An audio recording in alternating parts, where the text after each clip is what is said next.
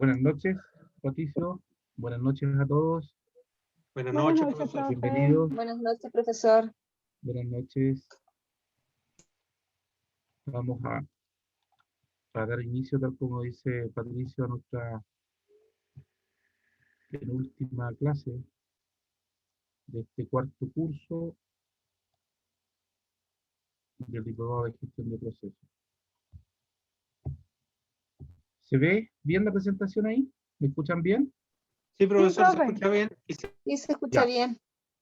Vamos a hacer un Sí, profesor, pequeño se rápido. escucha bien. Muy bien. Vamos a hacer un repaso breve sobre lo que estábamos viendo la clase pasada, sobre la temática de gestión de problemas de desempeño en procesos. Revisamos una, una regla, la regla del 80-20, planteada por Pareto y Durán, que básicamente lo que nos aporta la gestión de procesos, específicamente a la, al análisis de las causas de un problema de desempeño, es que en la mayoría de los casos, o podríamos decir que estadísticamente, en la mayoría de los casos se cumple que el 80% de los problemas o de las consecuencias de un problema se generan en promedio por alrededor de un 20% de las causas. O dicho de otra forma, de todas las causas que podemos identificar como las causas más probables que generan un problema, normalmente el 20% de esas causas explican a lo menos el 80% de la ocurrencia del problema.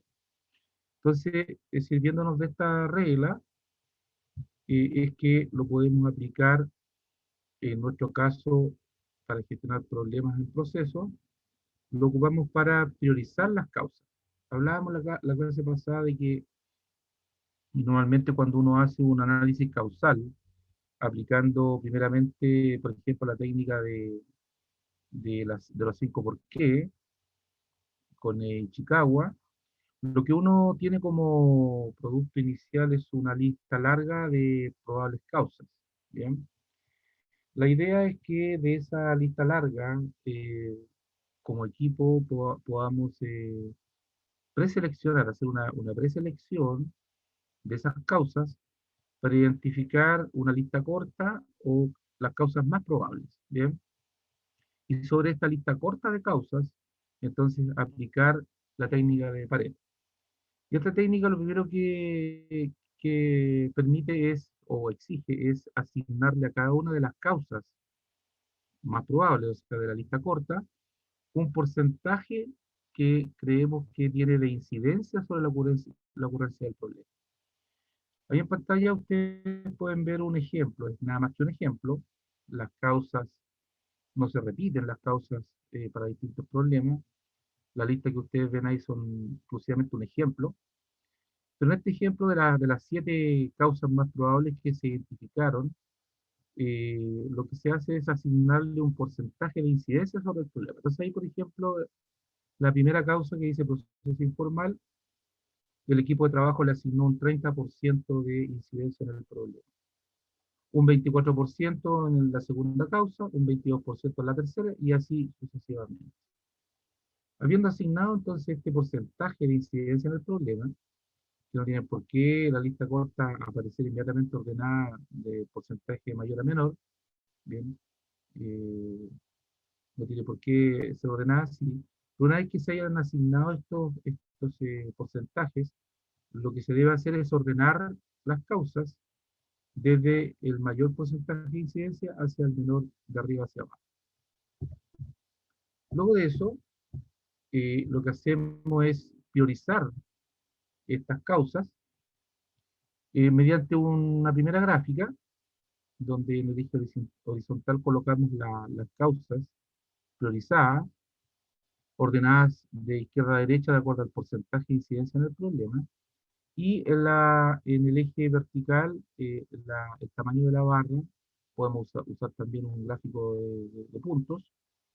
Bien, en cada causa marcar cuál es el porcentaje de incidencia que tiene. Luego de eso, lo que hacemos es establecer el porcentaje de corte que en nuestro ejemplo, en nuestro caso, vamos a aplicar para seleccionar de la lista corta cuáles van a ser aquellas causas que vamos efectivamente a abordar y que según Pareto vamos a estar abordando alrededor de, o estar atacando alrededor del 80% del problema. No siempre el porcentaje de corte da justo 80, puede dar un poco menos, un poco más. La idea es eh, que sea alrededor de un 80% y con eso tenemos la garantía de que vamos a estar resolviendo a lo menos el 80% del problema. Es tentadora la alternativa de abarcar el 100% de las causas de la lista corta, pero normalmente eso en la práctica implica esfuerzo, tiempo, recursos financieros, bien, y por esa razón es que se recomienda solo seleccionar aquel conjunto de causas que nos permitan a lo menos resolver el 80% del problema. Entonces, para eso, lo que hacemos es elaborar esta gráfica, donde vuelven a estar aquí las causas de la lista corta, a las cuales le asignamos un porcentaje de incidencia en el problema, pero lo que graficamos en este caso ya no es el porcentaje individual de incidencia en el problema, sino que lo que graficamos acaso es el porcentaje de incidencia acumulada. ¿Bien? Acá nos dice que la primera causa tiene un porcentaje de incidencia alrededor de un 20 y algo, no recuerdo los porcentajes, ahí está, 30% en realidad. Al abordar la primera y la segunda causa, tenemos un porcentaje acumulado de un 54%. Entre la primera, la segunda y la tercera tendríamos un 76%. Y al abarcar la cuarta ya nos inclinamos sobre un 86%. Por esa razón, en este caso, el valor más cercano a 80% lo tenemos abordando las tres primeras causas, cuya sumatoria de porcentaje nos da 76, y por esa razón se define en este caso un porcentaje de corte, ahí hay un error, es un 76%, ahí dice 75, en realidad un 76%. Y por esa razón entonces, de acuerdo a la priorización, usando la técnica de Pareto, lo que nos recomienda es abocarnos a las tres primeras causas que hemos priorizado. Es decir, a las tres que aparecen acá, bajo la línea roja que representa el porcentaje corte. El hecho de que esté ahí en un 75 o un 76%, en realidad el porcentaje corte, significa que todo lo que esté bajo esa línea roja, o porcentaje corte, van a ser las causas que vamos o se recomienda, según la técnica Pareto, abordar para resolver el problema. Bien, el paso siguiente es, a partir de esas tres causas, en este ejemplo podrían haber sido 4, 5 o 6, o incluso dos causas, o incluso una, eh, lo que corresponde a continuación es identificar el universo de soluciones que podríamos implementar para abordar estas causas priorizadas. Y para eso, lo primero que se hace es elaborar una lista larga, una lista de posibles acciones o soluciones o cambios o intervenciones en el proceso o mejoras, como vamos a ver más adelante, que nos permitan eliminar o erradicar estas tres primeras o estas tres causas priorizadas. Acá, como ejemplo, se confeccionó una lista larga de 12 posibles acciones para resolver las tres causas priorizadas. Ahora, en la práctica, lo que se hace no es emprender la acción inmediatamente con la primera lista o la lista larga de soluciones, sino que lo que se hace es también priorizar o evaluar para seleccionar el conjunto de acciones que nos den garantía o el máximo de garantía de que vamos a abordar, si bien digo, las tres causas priorizadas. Y para eso lo que se hace es una eh, evaluación de estas soluciones a través de factores de decisión. Y los factores de decisión los decide cada organización, los decide cada equipo. Los factores de decisión en el fondo son para ser los aspectos que vamos a evaluar de cada una de las soluciones iniciales, donde cada factor o criterio va a tener un peso, un porcentaje que indica el peso específico que tiene cada una de estos criterios. De esa forma, entonces, lo que confeccionamos es una matriz, como la que eh, analizábamos la clase pasada, donde vamos a tener aquí a la izquierda la lista larga de soluciones, a partir de las tres causas priorizadas, 3, 2, 3 o 4 o 5, dependiendo de cuántas hayan sido priorizadas, y colocamos acá a la derecha, en columnas, cada uno de los criterios o factores que vamos a evaluar en cada una de las soluciones, y colocando acá su respectivo peso específico. Por ejemplo, el primer factor o criterio dice contribución al problema o a las causas. Que hay un 40% ahí, lo que estamos diciendo es que en general de un 100% de los criterios, este criterio estaría pesando un 40%. ¿Bien? Entonces, cuando se realiza esta evaluación, se aplica una escala de notas. En este ejemplo está aplicada una escala de 1 a 5, se puede utilizar una escala de 1 a 7 o incluso de 0 a 100. Yo en lo personal me gusta usar una escala de 1 a 7. Entonces, sin fijarse en el peso específico de cada factor, lo que se hace es colocarle una nota en cuanto a contribución al problema o las causas a cada una de las soluciones. Y lo mismo hacemos para cada uno de los factores o criterios, colocando una nota, de acuerdo a la escala que utilicemos, a cada una de las soluciones. Y una vez que le asignemos todas las notas en cada criterio a cada una de las soluciones, lo que hacemos es calcular la nota final. La nota final es un promedio ponderado donde resulta de la sumatoria de cada nota por su porcentaje, en este caso 5 por un 40%, más un 5 por un 20%, más un 5 por un 15%, etcétera. Toda esa sumatoria dividida finalmente por la suma de los factores, que en este caso es 100. Y eso nos va a dar la nota final. No tiene por qué en la tabla aparecer siempre ordenado de mayor a menor nota, como es el caso acá. Acá lo que ustedes ven ya es la tabla de evaluación final y ya ordenada con nota mayor a menor. ¿Qué es lo que nos indican estas notas? En el fondo es una calificación que nosotros hacemos de cada una de las soluciones, de manera que el paso siguiente es decidir con cuál de estas 12, como muestra acá el ejemplo, soluciones nos vamos a comprometer a implementar. Y para eso podemos establecer un criterio, decir ya de 3,9 hacia arriba, o de 3,8, depende de la escala que esté utilizando, y también esa es una decisión que toma el equipo que trabaja en este caso, siempre liderado por el dueño del proceso.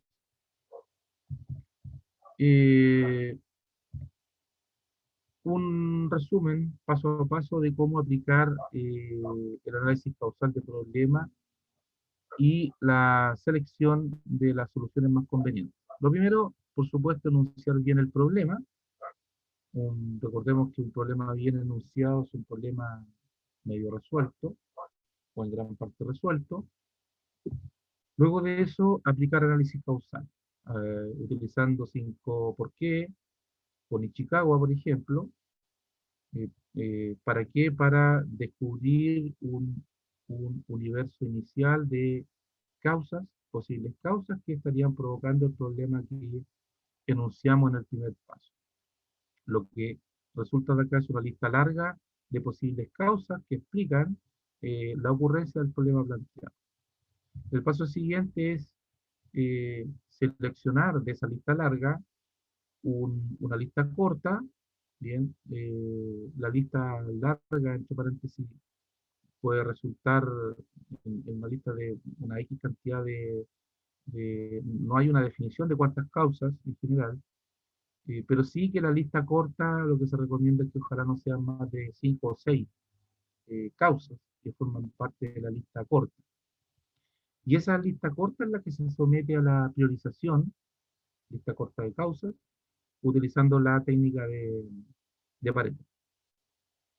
Lo primero es aplicar a cada causa seleccionada de la lista corta el porcentaje de contribución al problema.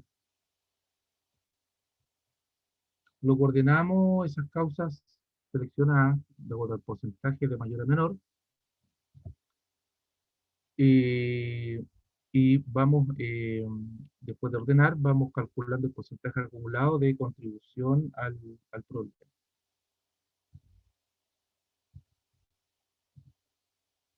Luego graficamos la gráfica de Pareto, donde representamos para cada causa, ¿no es cierto?, el porcentaje acumulado de contribución a la solución del problema. Y según eso decidimos cuál va a ser nuestro porcentaje de corte y por supuesto lo graficamos en la gráfica de Pareto. El criterio es que sea lo más cercano a un 80%, ya sea por abajo o por arriba. No tiene por qué ser exactamente un 80%. Luego, lo que tenemos ahí es una selección de las causas que efectivamente vamos a resolver. Son lo que se conocen como las causas priorizadas. El siguiente paso es plantear un primer universo de soluciones para resolver las causas priorizadas. Luego seleccionamos los criterios con que vamos a evaluar esas soluciones. A continuación evaluamos esas soluciones aplicando los criterios seleccionados. Y finalmente seleccionamos cuáles son las soluciones que efectivamente vamos a implementar. Vamos a ver esto con un ejemplo.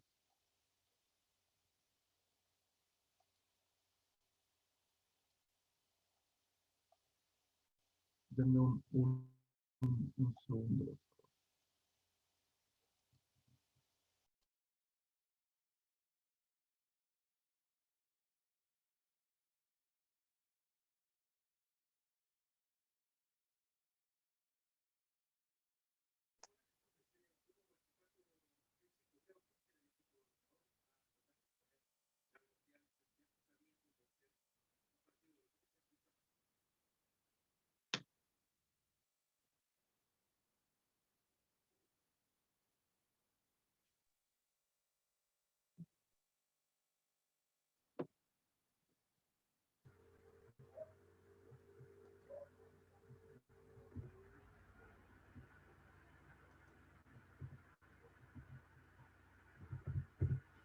Ya, ¿me escuchan bien?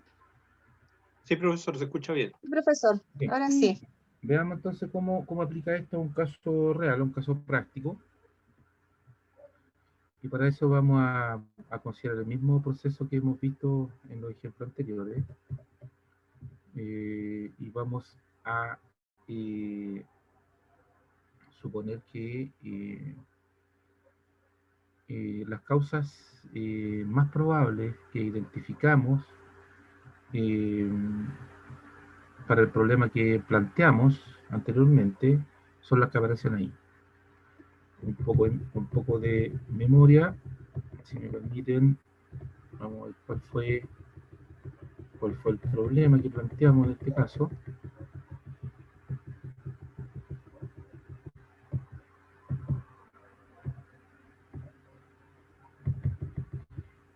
Vamos a ver ahí.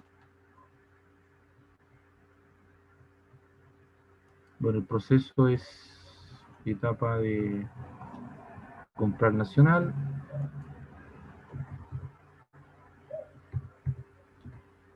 Ahí está el flujograma de información con sus respectivas listas de tareas.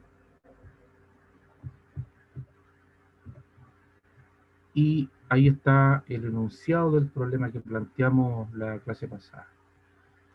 Es un problema que se presenta en el proceso comprar nacional, específicamente en la actividad generar orden de compra, ejecutada por el responsable de compras, Y el problema que anunciamos es que más de un 30% de las órdenes de compra generadas por el responsable de compra no son autorizadas por el coordinador de operaciones o por la gerencia. Entonces acá tenemos la actividad generar orden de compra y podemos ver que la tercera tarea dice obtener autorización de orden de compra por parte del coordinador de operaciones o de la gerencia. O sea, acá es donde hemos detectado el problema. Que más de un 30% de las órdenes de compra que emite el responsable de compra no son autorizadas por ya sea el coordinador de operaciones o por el gerente. Bien, ese fue el problema que planteamos. Bien, entonces, bueno, de ahí aplicando 5 por qué, etcétera, identificamos un, una lista larga de posibles causas que podrían estar generando este problema. Lo que vamos a hacer ahora entonces es revisar para este mismo ejemplo cómo aplicamos la priorización de esas causas a través de la técnica de Pareto y posteriormente la identificación y evaluación de las posibles soluciones a esas causas priorizadas. Después de esta vuelta larga que nos dimos ahí por la presentación, ahí está.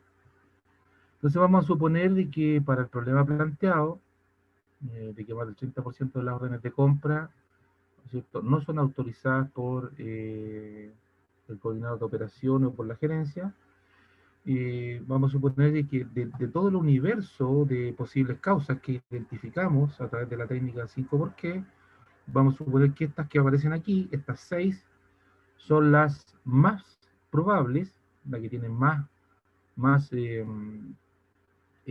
potencia, podríamos decirlo de alguna manera, eh, eh, para estar generando o explicando la ocurrencia del problema.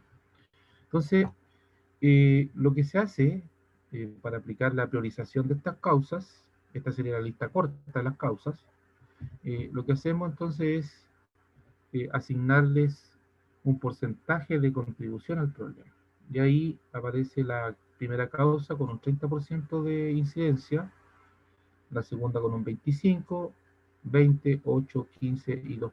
Estos porcentajes, por supuesto que los debe asignar el equipo que está trabajando en la solución de este problema y que debe estar formado, por supuesto, que por todas aquellas personas que ejecutan o participan en la ejecución del proceso, liderados siempre por el dueño del proceso.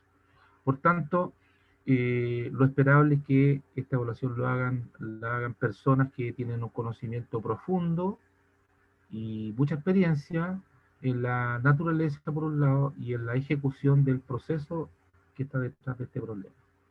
Y son ellos los únicos que pueden tener ese nivel de conocimiento y de práctica en el problema como para establecer estos porcentajes que sean representativos de lo que ocurre en la realidad. Lo importante acá es que para la lista corta de causas asignamos estos porcentajes y la suma siempre nos debe dar un 100. Que la causa número 6, por ejemplo, que dice que más del 30% de las órdenes de compra no están siendo autorizadas, dice porque no se han definido los valores máximos a considerar en cada cotización. Eso, según el panel de expertos, se le llama panel de expertos, a aquel equipo de personas que, teniendo mucho conocimiento y experiencia en el proceso, realizan esta priorización de causa, panel de expertos. Entonces, según el panel de expertos, esta causa podría estar contribuyendo aproximadamente en un 2% a la ocurrencia del problema. De esa manera es como se interpreta cada uno de estos porcentajes. El paso siguiente es que ordenamos la lista de causas de acuerdo al porcentaje de contribución al problema, de mayor a menor, y acto seguido vamos calculando el porcentaje de incidencia acumulado. Bien. El primero 30, por supuesto, el segundo sería el valor anterior, 30 más 25 nos da 55, más 20 nos da 75, más 15 90, más 8 98 y más 2 100. Ese es el porcentaje acumulado.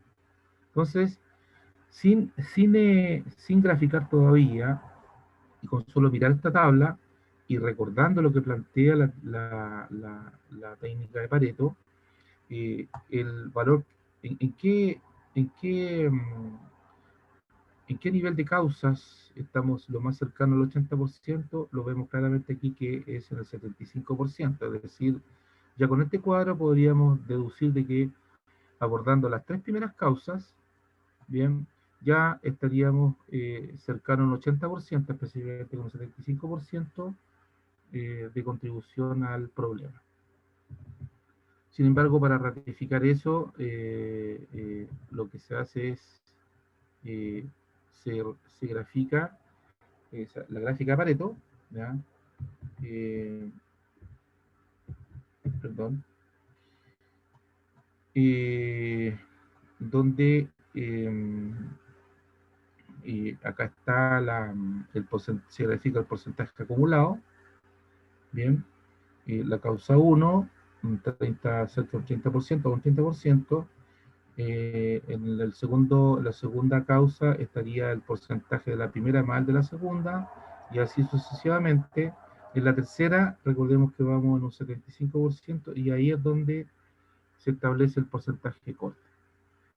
Y es la línea, está representada por la línea roja. En este caso, lo que estamos planteando es que al abordar las tres primeras causas, estaremos resolviendo en promedio el 75% del problema, que es lo más cercano a 80 que nos da de acuerdo a este ejercicio. Bien, teniendo esas son las causas priorizadas, bien, las que vamos a resolver, en este caso la 1, la 2 y la 3, son lo que se conocen como las causas priorizadas. Y el paso siguiente es ver cuáles son las soluciones, bien, o acciones que podemos implementar para eliminar esas tres causas, en este caso causas priorizadas. Ahí están las tres causas priorizadas, bien, y comenzamos entonces a ver una por una el universo de soluciones, posibles soluciones que se pueden implementar.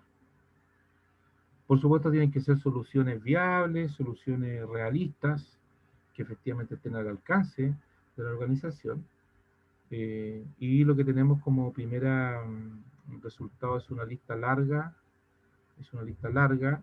Yo acá me ahorré algunos pasos, pero cuando esta lista de soluciones planteadas resulta ser mayor a 6 o 7, ahí se recomienda hacer una preselección de las soluciones, un filtro, para finalmente quedarnos con aquellas soluciones que creemos que son las más idóneas, y esas sí someterlas a una evaluación.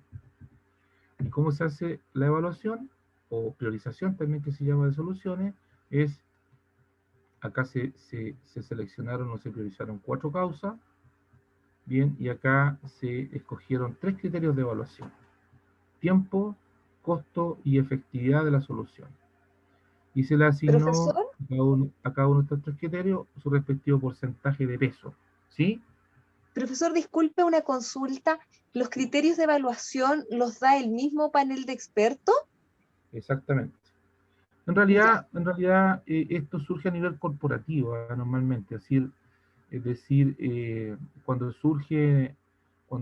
la organización implementa la gestión del desempeño de sus procesos, normalmente hace definiciones a nivel corporativo. Es decir, la organización decide a través de algún mecanismo de, puede ser a través de lo que vamos a ver en la próxima clase, por ejemplo, los comités de mejora continua, ¿bien? Decide cuáles son los criterios que se van a utilizar en la organización. Lo recomendable no es que cada grupo use sus propios criterios, sino que ojalá esto sea algo estándar o estandarizado dentro de la organización. A mí en lo personal me gusta usar estos 3 criterios porque son fáciles de entender, rápido y más simple. Un 30% va a pesar lo que tarde o el tiempo que demore implementar cada solución. Eso es súper importante. No es lo mismo implementar una solución que nos va a tomar un par de semanas que otra que nos va a tomar 2 años o 3 años, ¿verdad? No tienen la misma posibilidad las dos soluciones. Lo mismo el costo es siempre importante. Habrán soluciones que son en general, tienen un costo que es abordable, otras que pueden ser muy, muy potentes, pero requieren un nivel de inversión que no está dentro de nuestro presupuesto, por lo tanto es importante entonces también evaluar las soluciones desde el punto de vista del costo. Y la efectividad tiene que ver con lo que esperamos, lo concreto que esperamos que contribuya a la solución del problema. Bien, en este caso entonces, lo otro es que a mí también en lo personal me gusta usar una escala siempre de 1 a 7, me resulta mucho más natural entender una escala de nota de 1 a 7, eh, básicamente porque siempre fui evaluado desde la infancia, desde la niñez, con esa escala de nota. Pero también la escala la decide la organización, y la idea es que también sea una definición corporativa, es decir, que la escala de nota sea un estándar dentro de la empresa. La organización completa utiliza una escala de 1 a 5 o de 1 a 7, en fin. Entonces, lo que se hace es asignarle una nota, en este caso de 1 a 7, a cada una de las soluciones, criterio por criterio. Entonces, por ejemplo, acá, supongamos, la primera solución que dice diseñar e implementar un procedimiento formal, o sea, vamos a diseñar y poner en marcha un procedimiento formal para cotizar, ¿ya? Y para eso nos vamos a apoyar con un consultor externo, y eso creemos que nos puede tardar unas 2 o 3 semanas, y por lo tanto lo consideramos una súper buena solución, considerando solo el tiempo de duración. 2 semanas nos parece fantástico que en 2 semanas ya tengamos un procedimiento formal, bien, así es que tiene una nota, en este caso, máxima.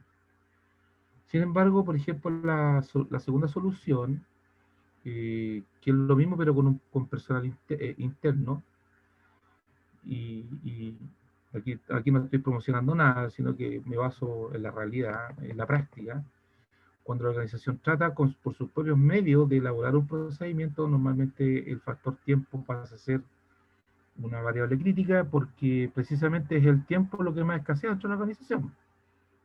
Entonces, en cambio, cuando nos ayuda o nos apoya un consultor externo que se haga cargo de gran parte del trabajo, eh, donde él actúa como un facilitador, eso tiene una mejor calificación que si lo hiciéramos con nuestros propios recursos.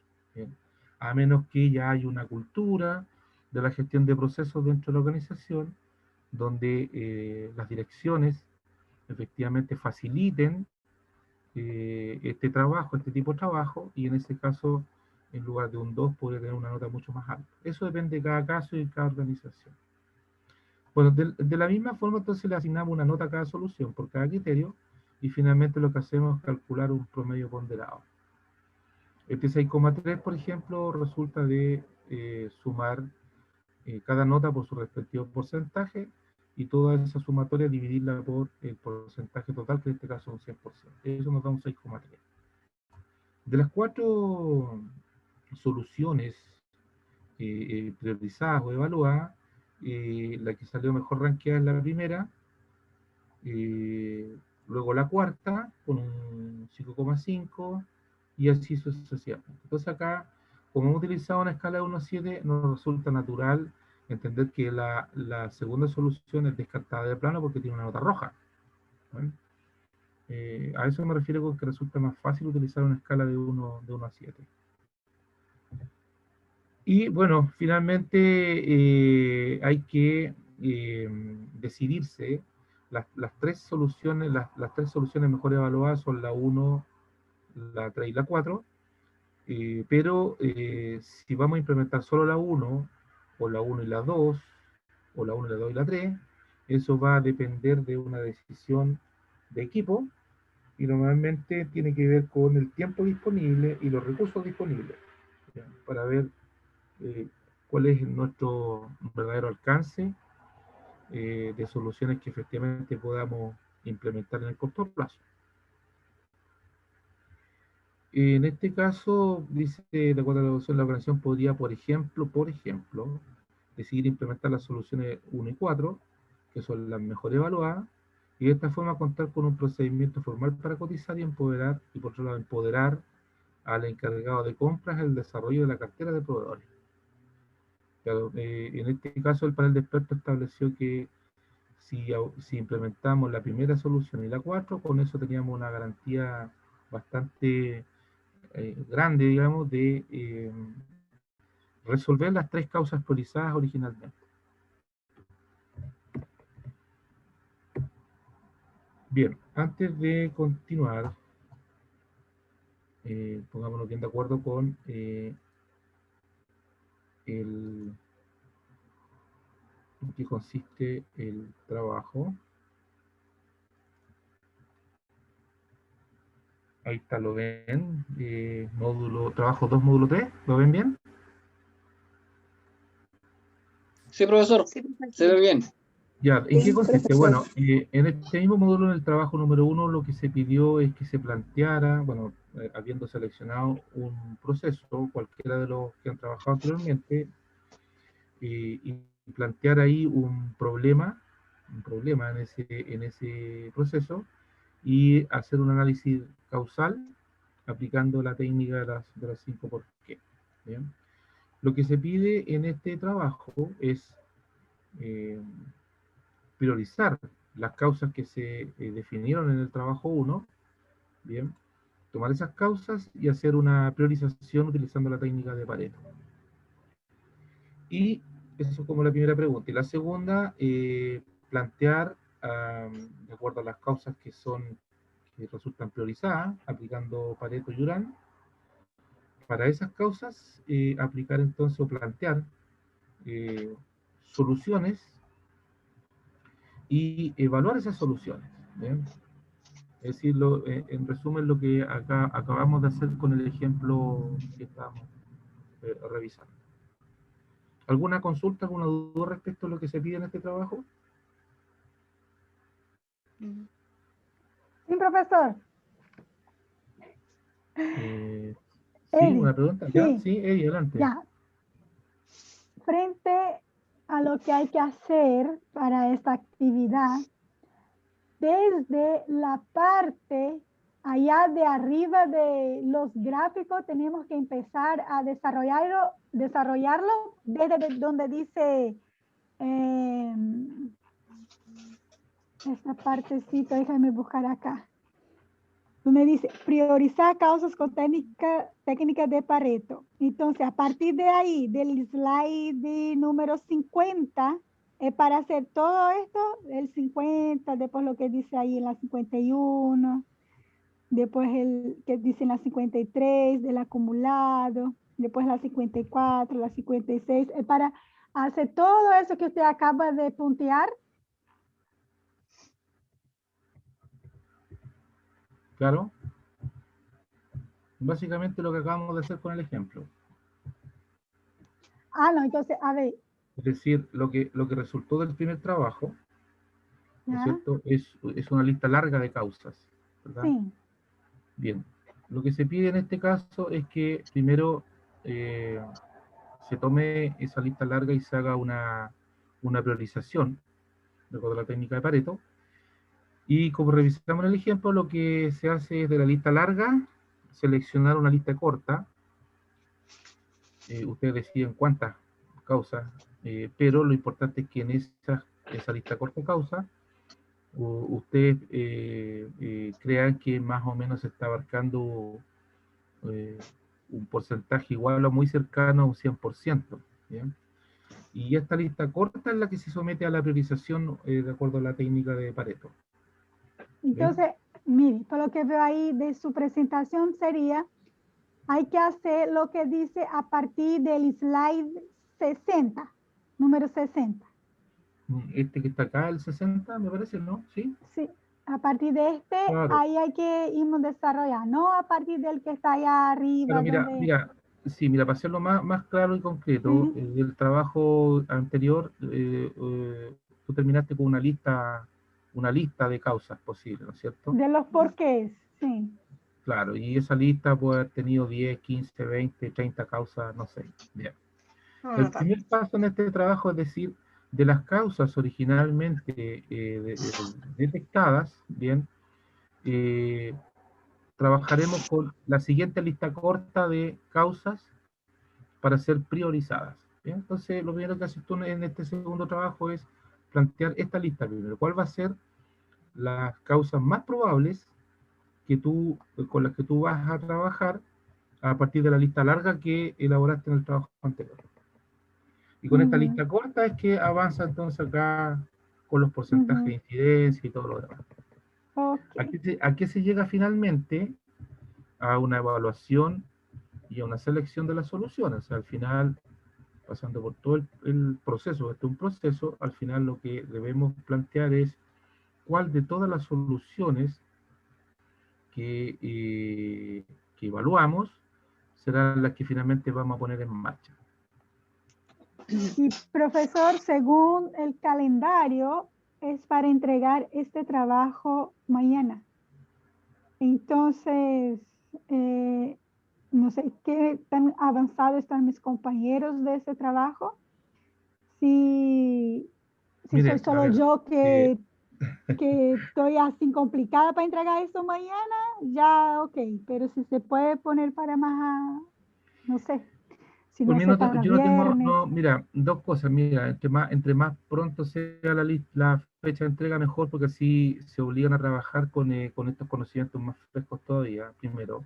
Y segundo, eh, el trabajo puede ser tan complejo o tan simple como ustedes lo plantean, porque, por ejemplo, si en lugar de seis, la lista corta de 6 causas, usted hace una lista corta de 4, bien, y aplican Pareto, que sé yo, y de ahí se quedan con 2 causas, o 3 causas, y plantean un universo de soluciones que pueden surgir, no sé, 10, 15 soluciones, pero si usted rápidamente usted dice, no, pero vamos a evaluar solo estas 3, porque nos parece que son las más potentes, bien, y hacen este ejercicio con esas 3 y punto, las que sale, las que salen mejor evaluadas son las que van a implementar.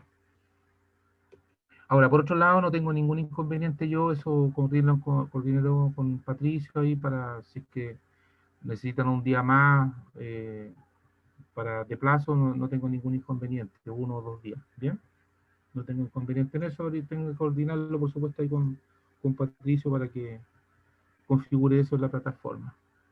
Sí, profesor, no habría problema. Lo único que no se pudiera extender mucho para que no Claro, se choque con las actividades de la próxima semana. La exactamente. próxima Ujú. semana hay entrega de 2 trabajos y además la rendición del examen. Así que tendríamos que tratar de hacer, quizás correr un día, qué sé yo, pero que no sea tanto para que no les vaya a perjudicar a los mismos estudiantes. Exactamente. Sí. Bien. Profesor, antes que continúe, por favor, me quedó una duda en el Ya. cuadro en el que usted se pone la nota a las posibles soluciones. Ese Esas cuadro que está notas, ahí en pantalla, ese ¿ya? cuadro, esas notas implican como qué tan factible es poder llevar esa solución en tiempo, costo y efectividad. ¿Esa es la nota o qué interpretación le doy yo a la nota? A ver, mira, a ver, para explicarlo con un ejemplo más trivial. Supongamos que eh, tú tomaste la decisión de adquirir o comprar un nuevo celular, ¿bien? Necesitas comprarte un nuevo celular y tomaste la decisión de comprarlo, bien. Eh, pero la pregunta es, ¿y qué celular me compro? Entonces, supongamos que tú, siguiendo un poco la misma estructura de este ejemplo, mira, tengo 4 alternativas de celulares que están dentro o tienen las prestaciones que yo necesito. No sé, un Samsung Galaxy no sé cuánto, en fin, cuatro modelos de celulares distintos. Entonces la pregunta es, ¿y cuál me convendrá más?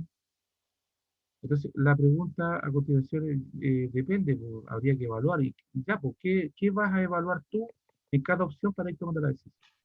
Entonces, supongamos que tú dices, ya, primero me interesa la calidad de la gráfica que tenga, ya, la calidad de las fotografías que tome, la cantidad de memoria que tiene, ya. Entonces tú a eso lo pones como criterio de evaluación y le asignas un peso. Para mí, eso pesa por lo menos un 40% de la decisión. Otro criterio que voy a evaluar en las 4 opciones de celulares que he preseleccionado es el diseño. Para mí tiene que ser bonito y además ergonométrico y una serie de otras cosas. Y eso para mí tiene un 30% de peso. ¿Bien? Y así sucesivamente. Entonces, finalmente tú a cada una de tus opciones de celular le asignas la nota, ya, en este caso una escala de 1 a 7, y le asignas la nota por cada criterio, y de acuerdo a eso tú matemáticamente después calculas cuál es la calificación. Y por supuesto que aquella opción que resulta con la mayor calificación es la alternativa que más te conviene. En este caso, que la solución planteada número 1 sea la mejor calificada, lo que me está diciendo es que es la solución que nos da más garantías, ¿ya?, de ser la más conveniente para resolver el problema de fondo. ¿Se entiende mejor ahí, Ana María? Sí, profesor, mire, si el resultado lo entiendo, y entiendo que la de 6,3 me da una mejor garantía de poder resolver mi problema, pero me cuesta interpretar, por ejemplo, en tiempo, que tengo un 7, o sea, el diseñar e implementar un procedimiento formal para cotizar contratando a un consultor externo. Ese 7 quiere decir que esa solución en tiempo, esa interpretación no la sé dar, ese 7, el resultado final lo entiendo. Mira, ya. A ver, todo esto es relativo, por supuesto, pero para entenderlo voy a tratar de ¿cómo se llama?, de poner un ejemplo. Supongamos que para resolver el problema, que lo tenemos hoy día, bien, creemos que sea lo que sea que hagamos, bien, este problema lo tenemos que tener resuelto dentro del transcurso del mes. Supongamos, bien. Supongamos que esa sea parte de las condiciones con las que tenemos que decidirnos por cuál o cuáles soluciones implementar. Entonces, supongamos que cuando estamos hablando del criterio de tiempo, bien, en una escala de 1 a 7, y calculamos el tiempo que nos toma cada uno de estas soluciones, ¿bien? Considerando por otro lado que tenemos nuestro ideal es que lo resolvamos dentro de un mes, máximo un mes, ¿bien? Y si calculamos o estimamos el tiempo que nos toma cada solución, supongamos que la primera nos dice, mira, esta solución nos tomaría a todo rentar máximo 3 semanas, ¿bien? La segunda, mínimo un mes y medio, 2 meses en realidad, para ser realista, 2 meses. Bien, vamos a quedarnos hasta ahí. O a ver, mira, y supongamos que la tercera la calculamos, es decir, sabes que la tercera, eso nos puede durar apenas una semana y media. Y la última nos tomaría 6 semanas. Bien. Claramente, si no hemos definido que el tiempo que tenemos ideal para resolver el problema es de un mes, ojalá no más de un mes, todas aquellas opciones que duren menos de un mes van a tener un 7, nota máxima. ¿Se entiende hasta ahí? Sí, sí, profesor, ahora sí, gracias. Ya, bien. Entonces, como por ejemplo, en la segunda solución calculamos que se va a demorar, no me acuerdo, dije 6 o 7 semanas, ahí nos pasamos de un mes. Supongamos que, no, dijimos que se nos íbamos a demorar 2 meses en la segunda. Estamos el doble del tiempo que queremos, no queremos pasar más de un mes, y esta segunda solución estimamos que vamos a durar por lo menos 2 meses. Así que no, mala nota. Mala nota, un 1 o un 2 máximo. ¿Te fijas? Ya. La Sí. cuarta se demora más de un mes, pero ni tanto más, pues son 6 semanas. 2 semanas más de un mes. Entonces ya, no tiene un 7, pero no es tan mala No tampoco. está mal. Por No, ahí va la cosa. Ya, sí, entendí, profesor, Ahora me estaba sí. enredándonos de la cuenta. Gracias. Ya, súper. Bien. Bien. Bien. Bueno, una vez que ya tenemos ya sabemos lo que vamos a hacer, ya hemos decidido qué es lo que vamos a hacer para resolver nuestro problema planteado originalmente. Por supuesto que lo que viene ahora es poner en práctica esas soluciones, que dependiendo de qué tan simple o complejas se podrían transformar en proyectos. ¿Ya? En general, independientemente de eso, lo que se recomienda para implementar o aplicar las soluciones finalmente seleccionadas para intentar resolver el problema, es hacerlo a través de lo que se conoce como el ciclo de Deming. ¿Ya?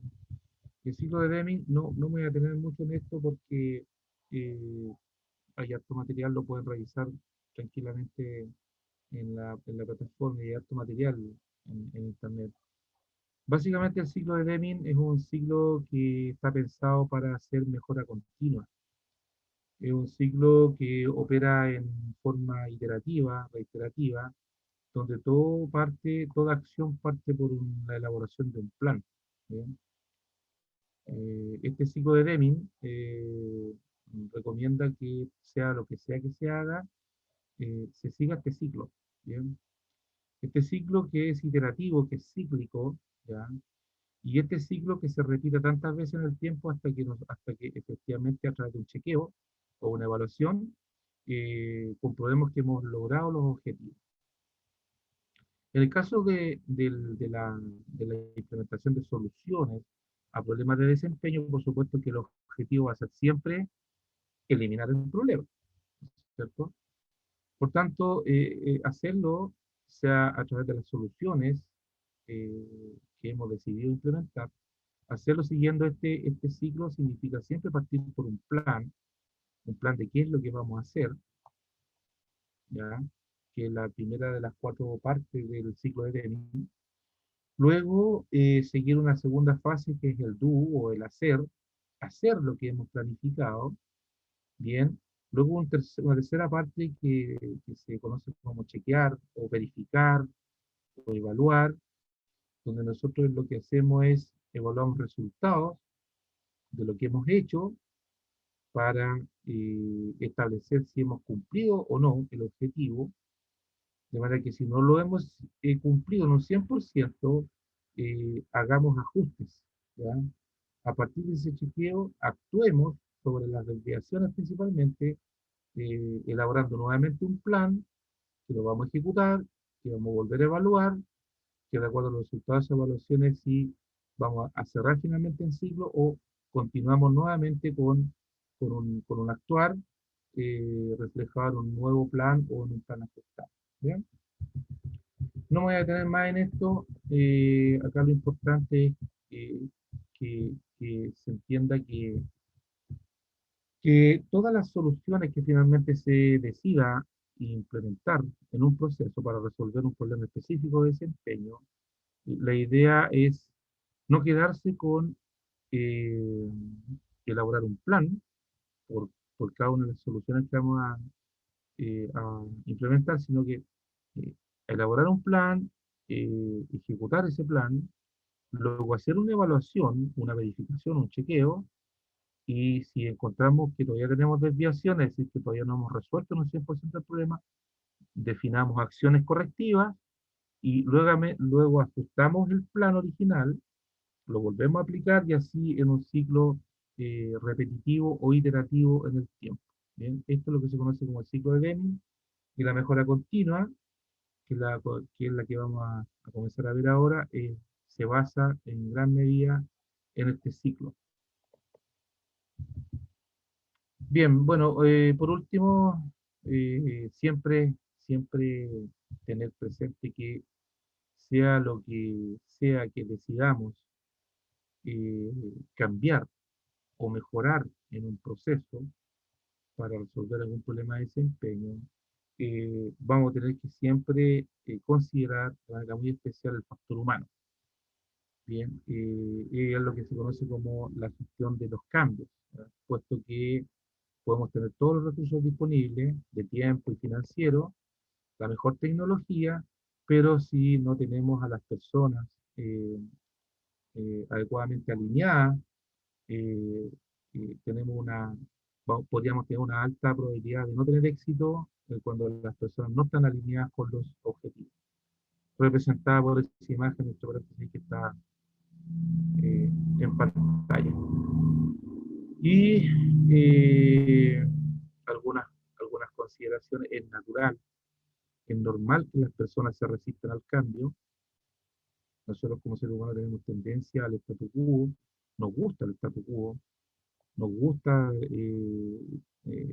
desenvolvernos especialmente en el ámbito laboral, en un ambiente que sea eh, que nos resulte cómodo, que sea reiterativo, que sea pacífico, donde tengamos grandes sobresaltos y muchas veces plantear cambios muy profundos a un proceso, lo natural es que más de alguna persona tenga una resistencia natural a los cambios. Por tanto, es siempre importante trabajar todo esto en equipo, que las decisiones estén adecuadamente tomadas y siempre todos bien informados.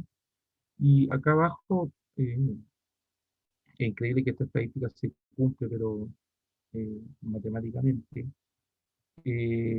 Normalmente, frente a un cambio importante en un proceso, estadísticamente hay la cuarta parte de las personas, una cuarta parte en general, va a estar de acuerdo con el cambio y lo va a impulsar. La mitad, a lo menos la mitad lo van a aceptar, pero se van a mantener ahí un poquitito a la expectativa, ¿ya? Y es normal que por lo menos el 25% o el 4% restante definitivamente no quiera cambio. No, porque ¿para qué? Si estoy acostumbrado a hacerlo así, lo hemos hecho siempre así, ¿para qué vamos a cambiar? Eh, no, no. Y entonces, eso son cosas humanas, son cosas naturales, pero no por eso no hay que preocuparse de eso, ¿ya? Hay que abordarlos y, por supuesto, gestionarlos. Tener presente siempre, eso sí, de que sobre todo en aquel 25% de personas que no van a querer el cambio, no olvidar jamás que el, el buen desempeño de una persona en un puesto específico de trabajo, bien, depende principalmente de estos tres factores.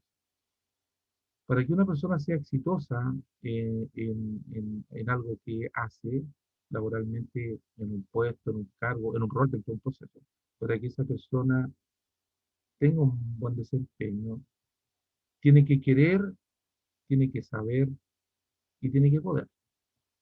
En realidad, todo parte con que pueda hacerlo, es decir, que tenga los recursos apropiados para hacer lo que la organización espera que haga. Que tenga si requiere un computador para hacer su trabajo, que tenga ese computador y que ese computador esté en óptimas condiciones, no que sea más que una ayuda, sea una traba. Entonces tiene el poder, significa que la persona tiene a su disposición todos los recursos para hacer bien su trabajo. Por otro lado, tiene que ver con el saber, la persona tiene que tener todo el conocimiento que se requiere para hacer bien su trabajo. Y eso no solo es responsabilidad de la persona, también es responsabilidad, al igual que el poder, es responsabilidad de la organización proporcionarle todo el conocimiento o ayudarle a que tenga todo el conocimiento necesario para tener un buen desempeño. Perdón. Y por último, está el otro tercio, que es que la persona tiene que querer. O sea, para que yo haga bien un trabajo, tenga un buen desempeño, primero tengo que poder hacerlo. Tengo que tener todos los recursos que necesito para poder hacer bien mi trabajo. Segundo, tengo que tener todos los conocimientos que se requieren para poder hacer bien ese trabajo. Y tercero, tengo que querer hacer eso. Y esto tiene que ver muchas veces con temas de habilidades blandas, es decir, tengo que sentirme motivado, me tiene que hacer sentido lo que hago, sentir que contribuyo, en qué contribuyo con la organización. También tengo que tener algún nivel de reconocimiento de lo que lo hago, no solo que me mencionen cuando hago mi trabajo, sino que también me reconozcan, bien, que son componentes, son fundamentales para que una persona pueda tener un buen desempeño. Bien, con esto damos por finalizado el tercer módulo, con un poquito de desfase, pero vamos a, si alguien tiene alguna consulta, mientras yo cambio de presentación, alguna consulta, antes de abordar el cuarto y último módulo de este curso. ¿Alguna consulta?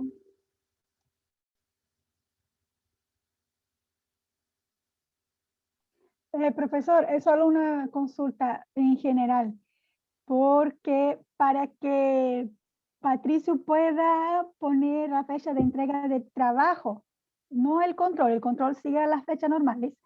Para el trabajo, para viernes a las 18 horas, necesito saber si más personas que están acá están de acuerdo para que lo pueda hacerlo. Así que los que pueden y quieran, y los que no quieren entregar mañana, no dice nada. Así que yo levanto mi manito, que sí. Bueno, yo me voy a permitir De que ustedes acuerdo. mientras se pongan de acuerdo, yo puedo avanzar con el contenido, ¿no? Para no Yo era por atrasarme. este lapso nomás, porque a veces cuando se termina la Ya, clase, todos nos vamos, y ahí no queda ya, el consenso, necesita un ya. consenso. Así que la mayoría queda callada significa que no quieren. Yo igual estoy de acuerdo, porque aún debo el anterior. Para no atrasar la clase, los invito a poner en el chat su opinión. Gracias. Bueno, Ya. En este cuarto módulo, que es el último módulo de este curso, la temática es la mejora continua del proceso. Y vamos a abordar aquí algunas técnicas que se aplican en mejora continua de procesos y lo que también se conoce como excelencia operacional en los procesos de una organización. Vamos a, entre lo que nos queda de hoy y la clase del próximo jueves, vamos a revisar, después de una breve introducción, algunos de los modelos más utilizados en la mejora continua de procesos. Vamos a revisar, por ejemplo, el modelo de las 7 mudas. Vamos a hablar algo del principio Kaizen y la mejora continua. Los comités de mejora continua. Las oportunidades de mejora en un proceso, cómo se evalúan esas oportunidades de mejora y cómo se priorizan. Vamos a ver también rápidamente algo sobre rediseño de procesos y vamos a finalizar este curso con una metodología conocida como MAR, que es una metodología bastante útil y práctica para hacer mejoras rápidas a procesos. Bien, primero ponernos de acuerdo qué vamos a entender por una mejora en un proceso. ¿Alguien me podría plantear qué entiende o qué debiéramos entender por una mejora en un proceso?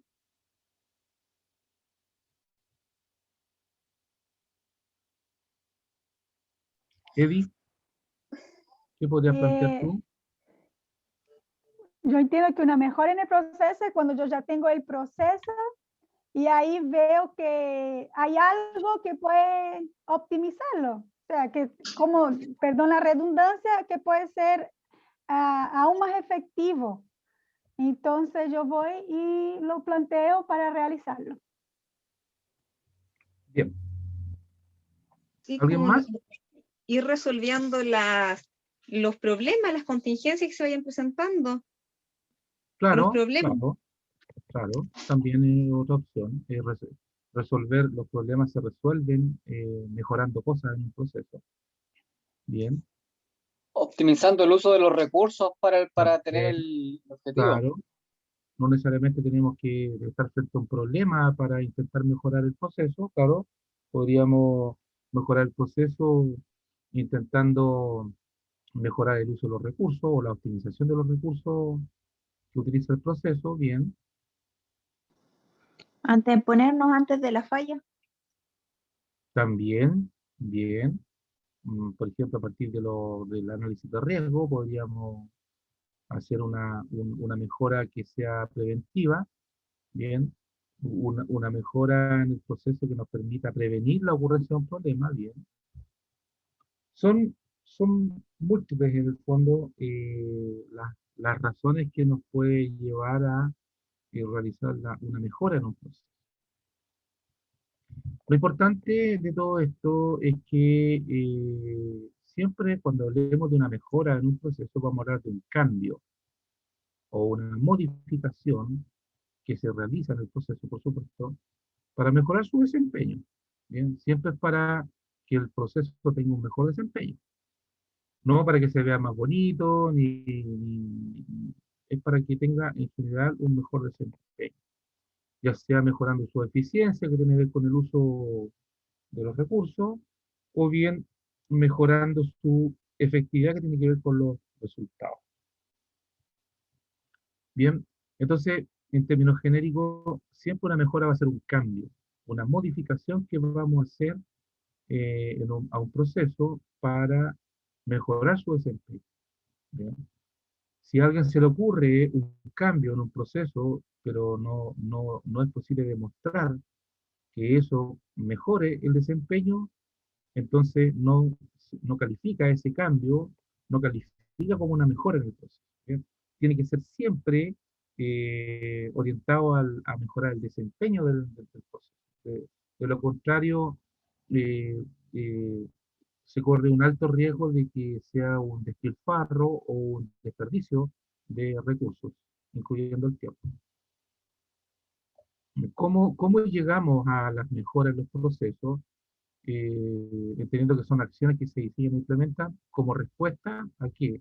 A problemas de desempeño que pueden surgir como evidencia o de brecha o desvíos que nos reportan los indicadores, los KPI, un KPI podría decirnos, ojo, aquí algo anda mal, ¿no es cierto? Y a partir de eso, identificar un problema, uno o más problemas, y finalmente llegamos a una solución que vamos a implementar, que se traduce finalmente en una mejora a un proceso. También a partir de los SLA podemos llegar finalmente a plantear una mejora a un proceso, o de los riesgos, tal como mencionábamos recién, o simplemente a través del análisis o la observación, o en general el monitoreo y el control del proceso. Bien, son distintas vías que nos pueden llevar a la implementación de una mejora en un proceso. Bueno, ¿cómo implementar las mejoras en general a un proceso? Siempre se recomienda hacerlo de manera iterativa a través del ciclo de Deming. Lo que también mencionamos en el primer módulo, que sea un desarrollo en espiral, es decir, resolvamos o implementemos esta mejora y vamos a hacer un primer ciclo donde vamos a lograr un determinado avance en la implementación de la mejora, luego vamos a hacer un segundo ciclo y vamos a hacer un poco más y así cosas de ir de manera iterativa implementando una mejora a un proceso. Algunos conceptos fundamentales, mejora entonces va a ser una actividad, una acción, ¿ya? Tendiente a mejorar el desempeño de un proceso. Y vamos a hablar de mejora continua cuando esto lo hacemos de forma recurrente o repetitiva en el tiempo. ¿Ya? Una mejora entonces es una acción o una actividad diseñada e implementada para mejorar el desempeño de un proceso. Y si eso lo hacemos de forma iterativa o repetitiva o recurrente, entonces estamos hablando de mejora continua. Es decir, por ejemplo, para mejorar el desempeño de un proceso podríamos diseñar una mejora. Bien, esa mejora la diseñamos, elaboramos un plan para eh, aplicar esa mejora. Luego ejecutamos ese plan, luego hacemos una evaluación, un check. Estamos aplicando el ciclo de Gemini, ¿no es cierto? Y en ese check evaluamos si hemos finalmente logrado el objetivo de la mejora. Siempre las mejoras tienen que tener por lo menos un objetivo y que tiene que tener relación con el desempeño del proceso. Evaluamos si hemos logrado ese objetivo y si no, entonces realizamos ajustes, ¿no es cierto?, a la planificación que volvemos a ejecutar y así sucesivamente en un ciclo repetitivo en el tiempo. Siempre el desempeño, lo esperable es que sea el desempeño medible, eh, es decir, el desempeño se- sea un resultado que sea factible de medir. ¿Ya? Lo esperable es que no sea algo cualitativo, sino sea siempre algo cuantitativo. Vamos a mejorar, vamos a reducir el tiempo de ejecución del proceso, o vamos a aumentar la cantidad de pacientes que vamos a atender a través de este proceso, o vamos a mejorar el nivel de satisfacción en un X%. Entonces, siempre tratando de que el desempeño que pretendemos mejorar en el proceso a través de una mejora sea un resultado factible de medir en cifras, en números.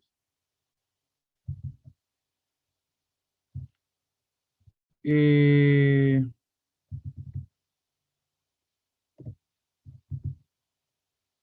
¿Qué es una mejora entonces? Es un cambio, ¿ya? Por supuesto un cambio que tiene un efecto positivo, ¿bien? Que puede ser medible o no, dice, ¿ya? Lo esperable es que siempre sea medible, pero no siempre es posible, ¿vale? Pero lo esperable es que sí sea medible. Un efecto positivo en el desempeño de un proceso. Siempre las mejoras tienen que producir un efecto positivo en el desempeño de un proceso. Y que sin duda va a tener un efecto positivo en la competitividad de un producto. Un producto que puede ser un servicio, por supuesto. Cuando un proceso mejora su desempeño, lo que se produce como resultado es que ya sea el producto o el servicio que genera el proceso, ¿no es cierto?, se haga más competitivo, se haga más atractivo para el cliente final. Eso es ser competitivo. Y por supuesto va a tener un efecto también en la productividad del proceso, porque el proceso va a cumplir de mejor forma su objetivo y también, por supuesto, debiera contribuir a disminuir pérdidas o despilfarros, eh, entendiendo que el desempeño de un proceso no solo tiene que ver con el resultado logrado, sino que además con el uso adecuado de los recursos disponibles. Y también, por supuesto, tiene efectos positivos sobre la calidad. Cuando un proceso mejora su desempeño, el servicio que finalmente se le presta o se le entrega a los clientes, resulta ser de mejor calidad. Esos son efectos positivos de una mejora. ¿Qué es lo que es una pérdida? Una pérdida es un concepto muy, muy utilizado en la gestión de procesos. Bien, y una pérdida se considera como toda aquella utilización inadecuada de un recurso y que afecta negativamente el desempeño del proceso. Bien. Por ejemplo, todos aquellos recursos que desaprovechemos o utilicemos en demasía dentro del funcionamiento de un proceso, puede ser considerado como una pérdida. Por ejemplo, una pérdida de materiales, eh, una pérdida de tiempo, también los tiempos de espera también se consideran como pérdida en los procesos de servicio, especialmente. Puede ser una pérdida de dinero, una pérdida de calidad, todos los tipos de pérdidas que pueden ocurrir dentro de un proceso. Ahora, perfectamente las mejoras a un proceso pueden estar orientadas ya sea o a disminuir o a eliminar una pérdida. Y dentro de ese concepto, pérdida o desperdicio puede ser cualquier cosa que agregue costos o tiempo, ¿ya? Eh, pero que no agrega ningún valor de cara al cliente final, ¿bien? Cualquier cosa que se haga dentro de un proceso y que no contribuya en nada a satisfacer al cliente final del proceso, eso puede ser clasificado como una pérdida o un desperdicio. Claro, los clientes solo van a pagar por aquello que necesitan y que les resulta de utilidad. Cualquier otro recurso que empleemos, que le agreguemos a nuestro cliente, pero que él no valora, o que no está, o que no lo considera útil, o que no está dispuesto a pagar, entonces será considerado como una pérdida.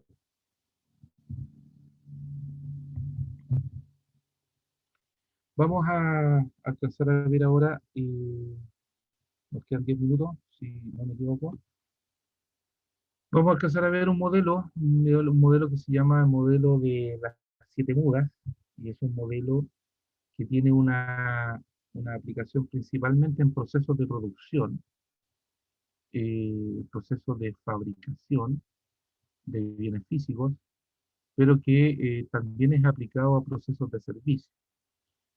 Y lo que hace este modelo es clasificar todas las pérdidas que pueden existir en un proceso en esas 7 categorías que aparecen ahí. Bien, lo que plantea este modelo es que cualquiera sea la pérdida que se identifique dentro de un proceso, ya eh, se puede clasificar en cualquiera de estas 7 categorías que están ahí. Tiempo, categoría tiempo, o sea, pérdidas relacionadas con el tiempo. Transporte, pérdidas relacionadas con el transporte, vamos a ver qué significa cada uno. Pérdidas que tienen su origen en los procesos, pérdidas que tienen su origen en los inventarios, pérdidas que tienen su origen en los movimientos, pérdidas que tienen su origen en defectos o errores, ¿bien? Y por último, pérdidas que tienen relación con producir más de lo que se requiere, o también conocido como sobreproducción. Que, que, esta, que, esta, que este modelo clasifique las pérdidas en estas 7 categorías no significa que todos los procesos que tengan pérdidas, ¿ya? Deban tener esas pérdidas en cada una de estas 7 categorías, ¿ya? Es posible que en nuestro proceso, en el que nosotros estemos analizando, descubramos pérdidas, una cantidad X de pérdidas, y que solo se relacionan con una, bien, o más de estas 7 categorías. Pero no tiene por qué haber en todos los procesos pérdidas asociadas a cada una de las 7 categorías que se presentan acá. Bueno, este concepto de productividad, eficiencia y eficacia ya lo hemos revisado. Así que rápidamente vamos a ver de qué se trata estas 7 categorías. Sobreproducción, cuando una pérdida en un proceso se relaciona con sobreproducción, significa que estamos produciendo más de lo que realmente se requiere o que requiere finalmente el cliente. Bien, es decir, producir más de lo que se demanda o producirlo antes de que sea necesario. Bien. Por ejemplo, imagínense que nuestro proceso de atender pacientes en urgencia, bien, este proceso esté diseñado para atender 100 pacientes por hora, por decirlo de alguna manera. Y que todos los roles, las personas, los puestos de trabajo estén pensados en un promedio de 100 pacientes por hora en el servicio de urgencia.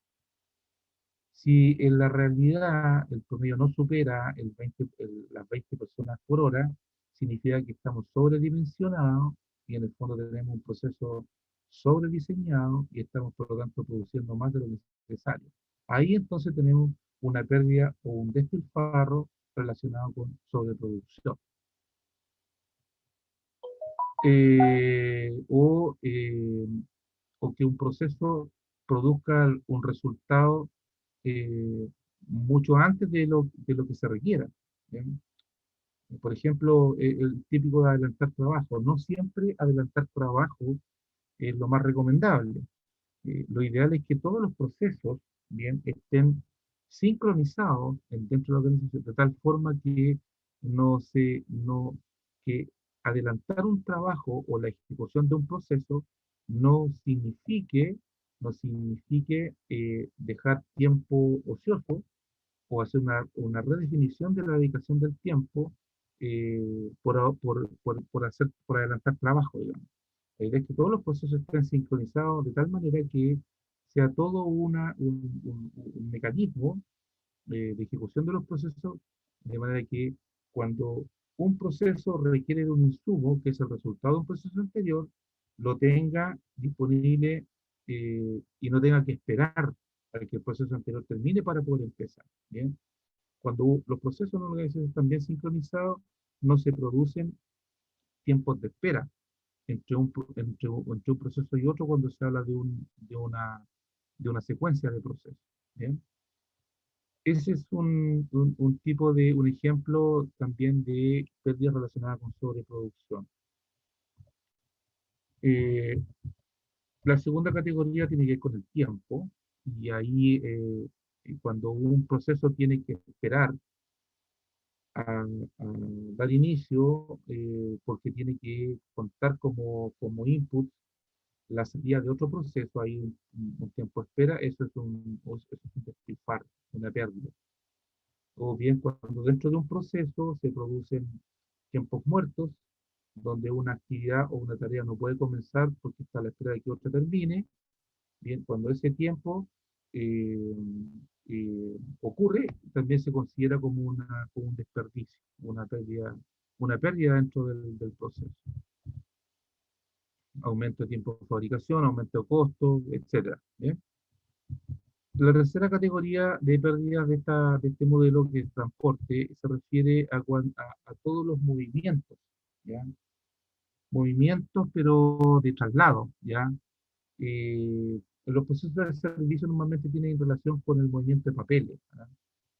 Cuando hay partes de los procesos de servicio donde se deben trasladar físicamente fichas o papeles de un lugar a otro, bien, eso también, cuando esos traslados, esos transportes de papeles eh, no están bien diseñados, se podrían producir también aquí pérdidas relacionadas a esta categoría.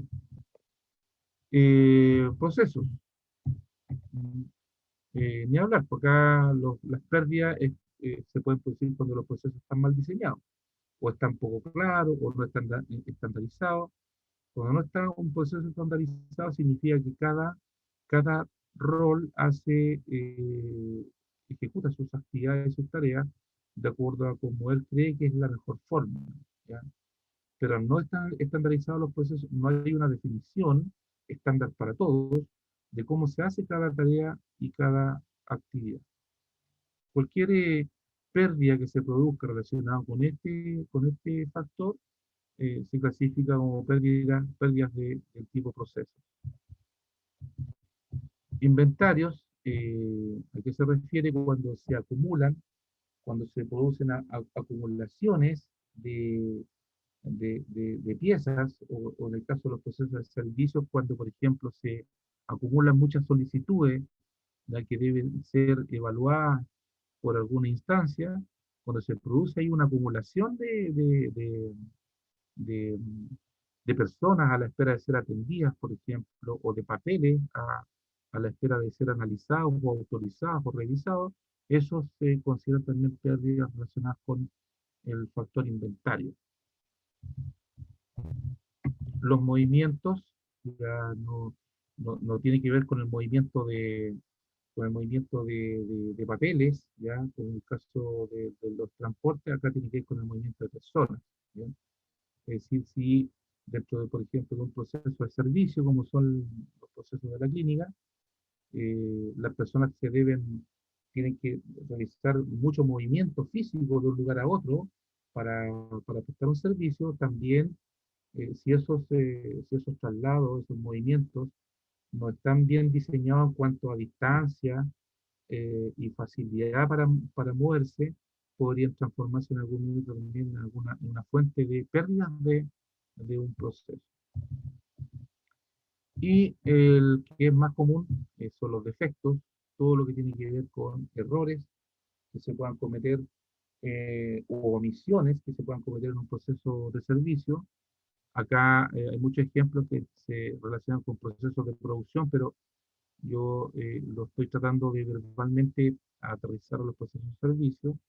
Los defectos son todos los rechazos, las no autorizaciones, los errores, todo ese tipo de contingencias que pueden ocurrir en un proceso y que generan pérdidas, bien, son asociadas a la categoría de defecto. Bien, estimados, ¿alguna consulta?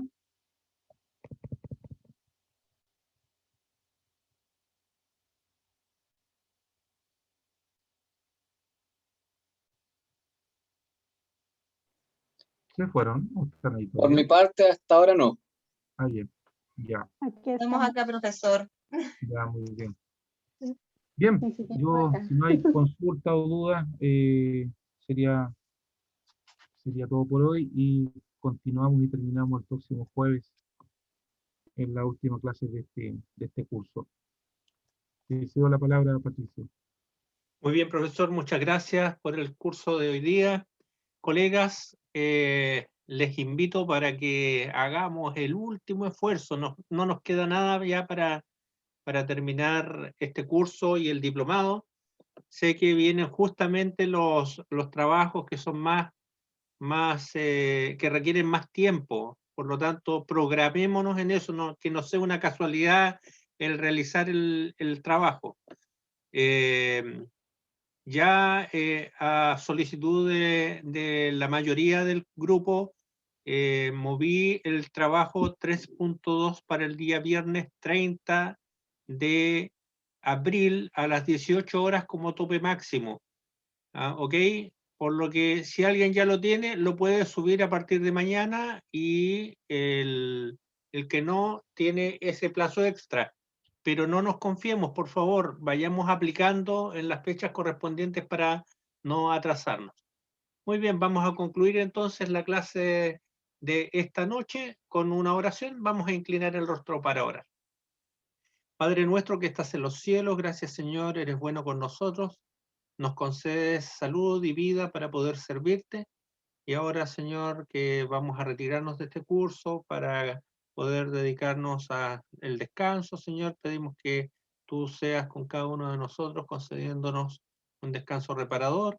Y aquellas personas que tienen que quedar en turno, Padre Celestial, bendícelas, protégelas, dale fuerza, ánimo, vigor, para poder servir a sus semejantes, Señor. Gracias por esta oportunidad, en el nombre de Jesús. Amén.